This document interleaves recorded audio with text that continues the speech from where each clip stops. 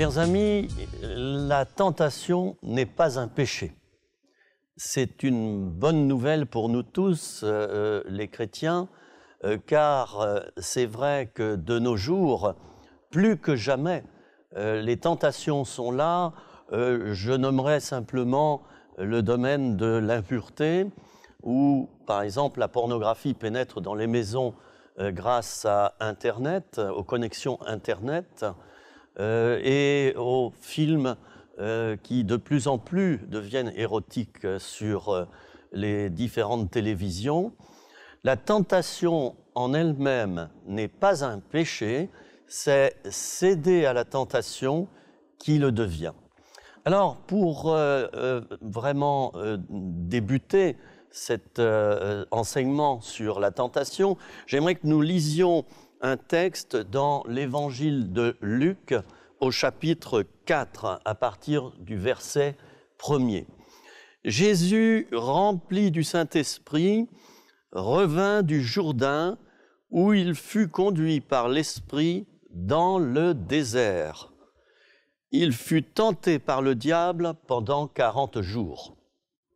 Il ne mangea rien durant ces jours-là, et après qu'ils furent écoulés, il eut faim. Le diable lui dit, « Si tu es le Fils de Dieu, ordonne à cette pierre qu'elle devienne du pain. » Jésus lui répondit, « Il est écrit, l'homme ne vivra pas de pain seulement. » Le diable, l'ayant élevé, lui montra en un instant tous les royaumes de la terre et lui dit, « Je te donnerai toute cette puissance et la gloire de ces royaumes, car elle m'a été donnée et je la donne à qui je veux. Si donc tu te prosternes devant moi, elle sera tout à toi. » Jésus lui répondit, « Il est écrit, tu adoreras le Seigneur ton Dieu et tu le serviras lui seul. » Le diable le conduisit encore à Jérusalem, le plaça sur le haut du temple et lui dit, « Si tu es fils de Dieu, jette-toi d'ici en bas, car il est écrit, il donnera des ordres à ses anges à ton sujet, afin qu'ils te gardent, ils te porteront sur les mains, de peur que ton pied ne heurte contre une pierre. » Jésus lui répondit, « Il est dit, tu ne tenteras pas le Seigneur ton Dieu. » Après l'avoir tenté de toutes ses manières, le diable s'éloigna de lui jusqu'à un moment favorable.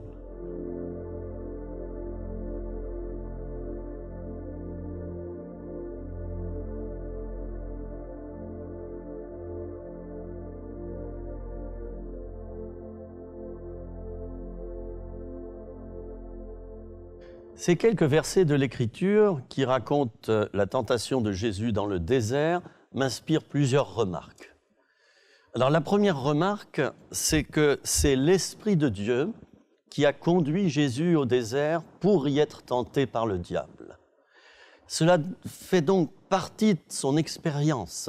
C'est un stage qu'il a dû subir juste après son baptême. Nous aurions pu penser, et je le dis souvent, qu'après son baptême, Dieu le Père mette tout de suite Jésus au charbon, en quelque sorte, et qu'il lui fasse exercer le ministère public immédiatement. Eh bien non, il y a une préparation. Et je dirais que dans la vie de tout chrétien, il y a comme des stages de formation qu'ils doivent parcourir pour être vainqueurs, obtenir le diplôme, c'est une manière de parler, afin d'accéder à l'étape suivante. Alors, première remarque, c'est l'Esprit de Dieu qui a voulu ce temps de 40 jours de Jésus dans le désert. La deuxième remarque que je ferai, c'est que le diable a laissé tranquille Jésus pendant 39 jours sur les 40. Il semble, d'après ce texte biblique, que c'est seulement à la fin de son jeûne, pas tout à fait à la fin, mais un jour avant de le rompre, eh bien que le diable s'est approché, car il savait que Jésus était dans un moment de faiblesse extrême. Et voyez-vous, le diable nous attaque par la tentation, souvent lorsque nous sommes à bout de force, lorsque nous n'allons pas bien, lorsque nous sommes dans l'épreuve, lorsque nous souffrons et que nous ressentons la douleur. C'était donc ma deuxième remarque. Ma troisième remarque, c'est que le diable a utilisé la parole de Dieu pour faire chuter Jésus-Christ. Jésus-Christ qui est à l'origine de cette parole. Satan va utiliser donc un instrument spirituel pour faire tomber le Fils de Dieu afin qu'il devienne un fils du diable. Et méfions-nous de ceux qui utilisent la parole de Dieu, des guérisseurs, etc., et qui vont avoir la Bible pour justement mieux berner ceux qu'ils veulent séduire. Enfin, ma dernière remarque, c'est que le diable s'est éloigné de Jésus après la fin de son jeûne, car Jésus était vainqueur sur lui, mais le texte nous dit qu'il s'éloigna de lui jusqu'à un moment favorable. Nous devons donc veiller à un retour du diable qui essaiera de nous attaquer dans notre vie.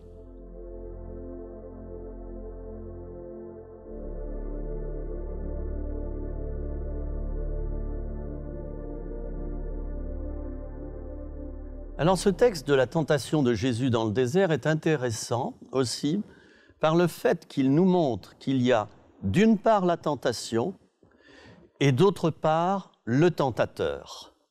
Il y a donc la tentation humaine toute simple, c'est-à-dire l'attrait vers une chose défendue. Nous avons un désir qui s'éveille vers cette chose parce qu'elle nous séduit, elle provoque en nous une envie. Alors il y a cette simple tentation humaine, mais il y a aussi, selon les textes, le tentateur, c'est-à-dire Satan, qui, je dirais, appuie sur la pédale de l'accélérateur pour que nous passions à l'acte. Et il fait en sorte de décupler les forces en jeu dans la tentation, la puissance de la tentation. Nous avons donc en conséquence un combat spirituel par moment à mener contre le tentateur si nous voulons vaincre totalement la tentation. J'aimerais lire un texte qui est situé donc dans l'épître de Jacques au chapitre 1er. Ce sont les versets 12 à 15 qui nous donnent beaucoup d'éléments par rapport à la tentation. Heureux l'homme, dira Jacques, qui supporte patiemment la tentation, car après avoir été éprouvé, il recevra la couronne de vie que le Seigneur a promise à ceux qui l'aiment. Que personne, lorsqu'il est tenté, ne dise « c'est Dieu qui me tente », car Dieu ne peut être tenté par le mal, et il ne tente lui-même personne. Mais chacun est tenté quand il est attiré et amorcé par sa propre convoitise. Puis la convoitise, lorsqu'elle a conçu, enfante le péché, et le péché, étant consommé, produit la mort. Ici, Jacques nous parle de la patience. La patience est donc une clé qui nous permet de supporter la tentation jusqu'au bout. Si, tout d'abord, face à la tentation, nous courons vers le mal, nous nous dépêchons d'accomplir ce par quoi nous sommes attirés à cause de la convoitise, nous n'allons pas pouvoir tenir et nous tomberons vraiment dans la tentation, puis dans le péché. La patience est donc une clé qui nous permet de résister.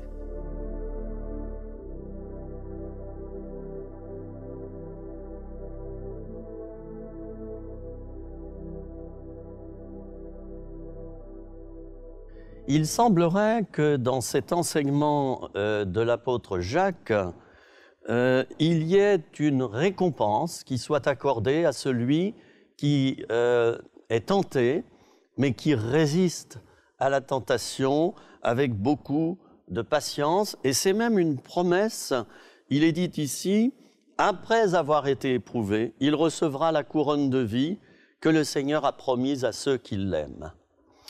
Alors, je sais que cela peut représenter une carotte, dirons-nous, pour certains, mais c'est aussi peut-être une clé qui nous aidera à tenir en sachant qu'il y aura une rétribution si nous résistons au mal, et il nous faut résister au mal. Alors, allons plus loin dans l'enseignement de Jacques.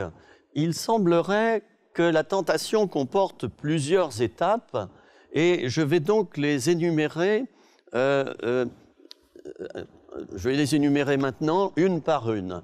Mais avant, nous avons remarqué que Jacques nous dit que Dieu ne tente personne. C'est très important, Dieu ne tente personne.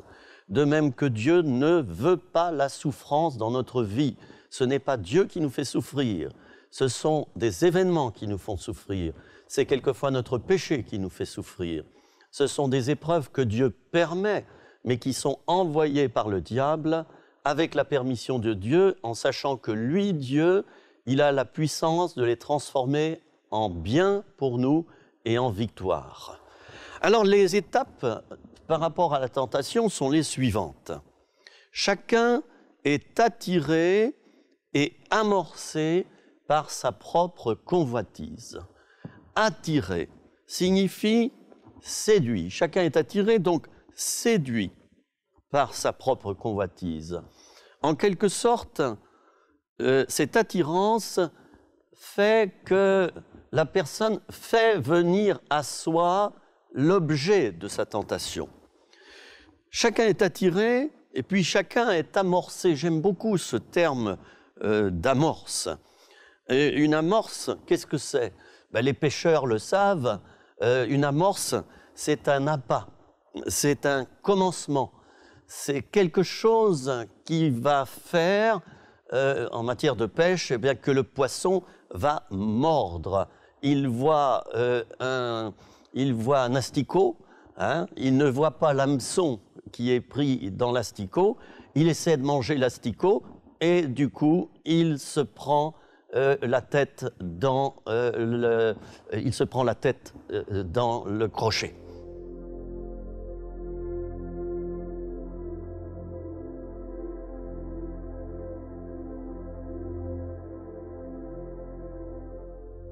Nous sommes attirés et amorcés par notre propre convoitise. La convoitise, qu'est-ce que c'est? C'est une avidité soudaine, un fort désir de possession de l'objet ou de la chose qui est défendue.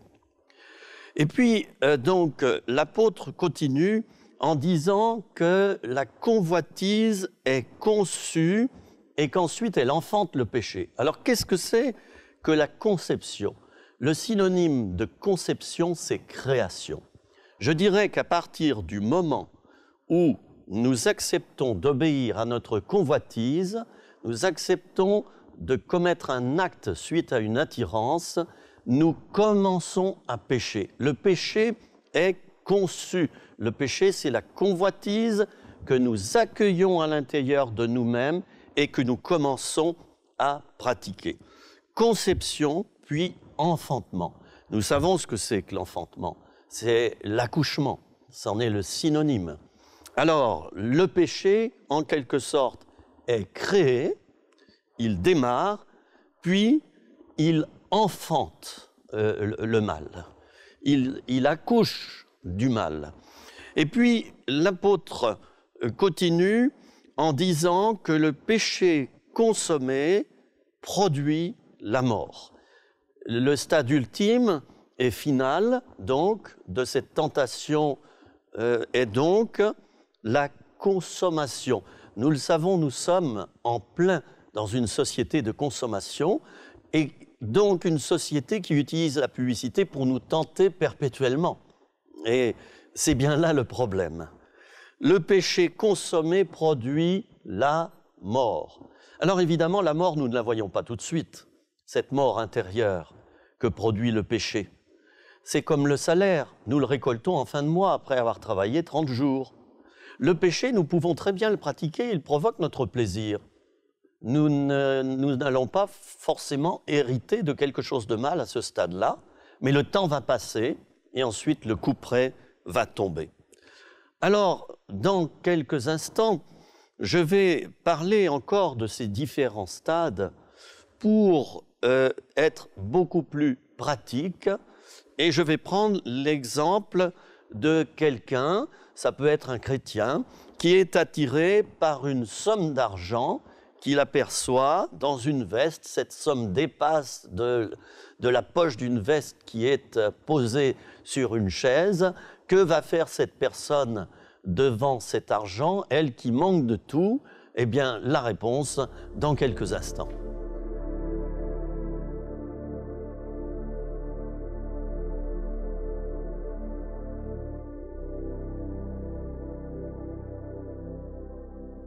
Notre homme voit donc une somme d'argent qui dépasse de la poche d'une veste posée sur la chaise. Il y a donc attirance, et je vais reprendre les différents stades de l'apôtre Jacques. Attirance, j'ai besoin d'argent, après tout, il n'y a personne qui est là, et si je m'en emparais? Et puis, il y a amorce, ensuite. Alors l'amorce, c'est quoi? C'est que je vais me rapprocher de la chaise, je vais me rapprocher de la veste, et ma main va partir toute seule. Il est dit que ta main gauche ignore ce que fait ta droite, mais là, c'est plutôt dans le mauvais sens que notre homme va s'en servir. L'homme met sa main dans la poche, prend l'argent et commence à compter l'argent. Voilà ce que c'est que l'attirance et l'amorce. Et il y a vraiment une amorce. Et puis, il y a conception. La conception, c'est quoi? C'est cette idée qui va germer dans la tête de notre homme, et il se dit, j'ai l'argent dans les mains, je vais la prendre. Il ne me reste plus qu'à changer l'argent de destination. De la poche de cette personne, ça va atterrir dans la mienne. Alors notre homme, donc en une seconde, replie la somme d'argent et il va prendre sa décision en quelques secondes. La décision est là et le geste immédiatement suit, il y a enfantement. L'enfantement, c'est que l'homme prend cette somme d'argent pour lui. Et la consommation, c'est le fait que l'homme mette cette somme d'argent dans sa poche et aille vite à l'épicerie du coin ou à la grande surface ou à la boutique du quartier, le commerce qui est là à l'angle, et l'homme s'achète tout ce dont il a besoin pour vivre. Nous voyons là les différentes étapes de cette tentation. L'homme aurait pu supporter son attirance en se disant « Ah, c'est vrai que ça fait du bien d'avoir un peu d'argent dans sa poche ». Supporter cette attirance, puis à ce stade, il aurait pu aussi peut-être compter l'argent et rester à côté de la veste, et pour ne pas consommer le péché, remettre cet argent dans la poche en se disant « L'argent n'est pas à moi, je le remets, Seigneur, garde-moi, pardon parce que j'ai compté cet argent, mais maintenant, je redeviens pur parce que je le remets à sa place. » Alors, chers amis, c'est cela la tentation. Il y a plusieurs étapes. Le début de la tentation n'est pas un péché. C'est seulement lorsqu'il y a conception et enfantement puis consommation que cela représente un acte de péché, un acte qui nous fait aller contre les principes de Dieu.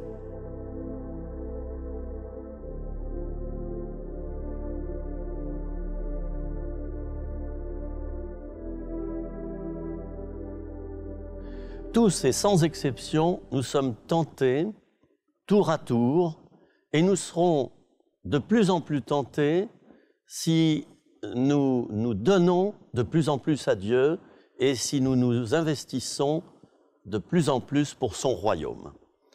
Jésus, lorsqu'il était à Gethsémanée, s'est jeté à terre.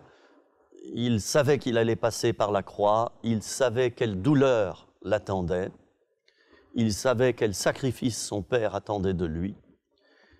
Il s'est jeté à terre, il a mis ses disciples en prière et 2 fois, il est venu les trouver pour vérifier si les disciples faisaient réellement ce qu'il avait dit. 2 fois, il les trouvera endormis. Et par 2 fois, Jésus leur donnera cette parole On la trouve dans Luc, chapitre 22, verset 40. « Veillez et priez afin de ne pas tomber en tentation. » Nous avons donc là deux clés à notre disposition si nous voulons devenir plus forts devant la tentation. C'est de veiller. Veiller, ça veut dire ne pas dormir, ne pas rester dans le sommeil spirituel, accomplir les choses de Dieu, porter notre croix chaque jour, selon l'enseignement de Jésus. Et puis, la deuxième chose, c'est la prière. Passer du temps dans la présence de Dieu pour recharger ses batteries, je l'ai déjà dit bien souvent. Nous avons besoin de nouvelles forces et c'est dans le Seigneur que nous pourrons puiser ces forces en passant du temps avec lui, en dialoguant avec lui, en restant seul à seul avec lui, comme le faisait Jésus la nuit. Il se retirait tout seul et il priait des nuits entières. Nous avons aussi ce magnifique verset dans la première épître aux Corinthiens, au chapitre 10 et au verset 13. « Aucune tentation ne vous est survenue qui n'ait été humaine.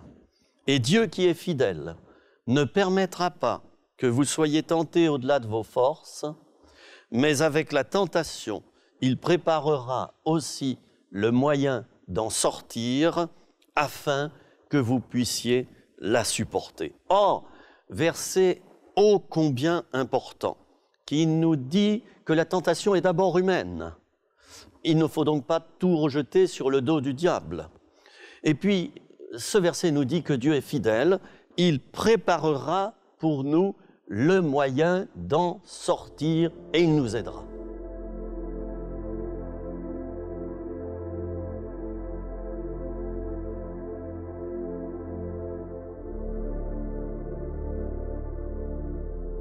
Alors il est important que nous puissions intégrer les éléments qui sont énoncés dans ce verset 13 que je viens de lire.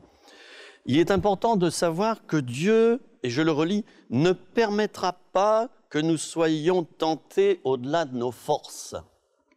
Et pourtant, bien souvent, il nous semble que nous sommes tentés bien au-delà de ce que nous pouvons supporter.